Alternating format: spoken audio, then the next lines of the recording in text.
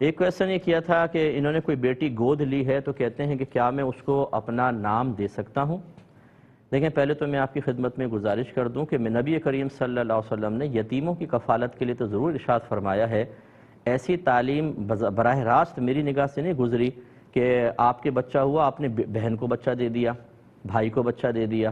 کہ ان کے ہاں بچے نہیں ہو رہے۔ اس طرح اپنے بچوں کو اپنی شفقتوں اور محبتوں سے محروم کر کے آپ دوسرے کے حوالے کر دیتے ہیں۔ اس طرح اپنے بچوں میں محبت کے سلسلے میں آپ عدل و انصاف تو نہیں کر پائیں گے۔ نبی کریم صلی اللہ علیہ وسلم نے ارشاد فرمایا کہ اپنے اولاد میں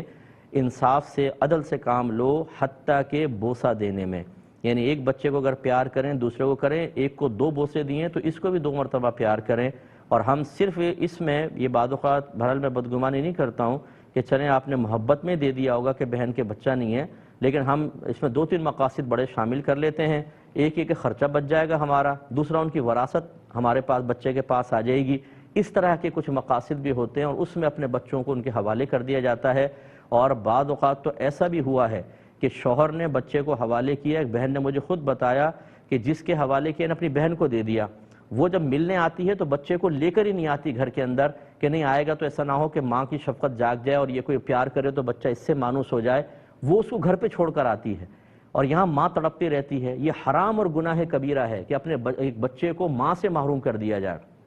علماء نے تو یہاں تک بیان فرمایا اگر میاں بیوی میں طلاق ہو جائے تو شوہر بچے کو، اگر بچہ باپ کی کسٹڈی میں بھی آ جائے تو باپ اس کو سٹی سے اتنے دور نہیں لے جا سکتا کہ ماں اس سے مل ہی نہ سکے۔ اسے واجب ہے کہ اسی شہر کے اندر رہے، اتنے قریب رہے کہ ماں جا کے ہفتے میں یا 2 دن میں جتنا کورٹ جیسے بعض اوقات فیصلہ کرتی ہے ماں آسانی سے مل سکے۔ اور یہاں پہ صورتحال یہ ہے، حتیٰ کہ نبی کریم نے جب غلام 2 بھائی ہوں نا چھوٹے کمسن، فرمایا ان کو علیحدہ علیحدہ مت بیچو، یہ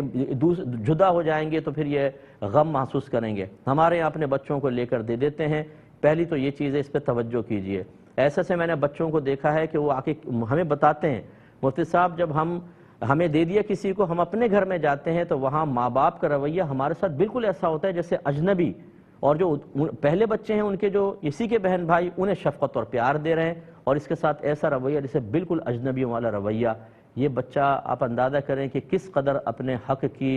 کے معاملے میں محرومی کا شکار ہے کہ آپ سمجھتے ہیں میدان معاشر میں آپ کی گرفت نہیں ہوگی، یہ بعد میں پتہ چلے گا۔ ہم لوگ غلط چیزوں کو رائج کر دیتے ہیں، بعض اوقات بغیر سوچے سمجھے، بغیر علماء کی رائے لیے فیصلے کرتے ہیں اور اپنی آخرت کے لیے شدید نقصان کا سبب بن جاتے ہیں۔ دوسری بات یہ ہے کہ یاد رکھیں کسی کا بچہ جب آپ لیں گے تو اپنے آپ کو اس کا والد نہیں کہہ سکتے ہیں۔ نبی کریم صلی اللہ علیہ وسلم نے اس پر جہنم کی وعید بیان کی ہے کہ جو غیر باپ کو اپنا باپ کہے وہ جہنم میں جائے گا، اس لیے ایسا نہیں کر سکتے ہیں۔ ہاں یہ ضرور ہے کہ آپ نے چونکہ ڈاکومنٹیشن کرنی ہے اور اصل باپ کا بار بار آنا بڑا مشکل ہوتا ہے تو آپ سرپرست کے خانے میں اپنا نام لکھوا سکتے ہیں۔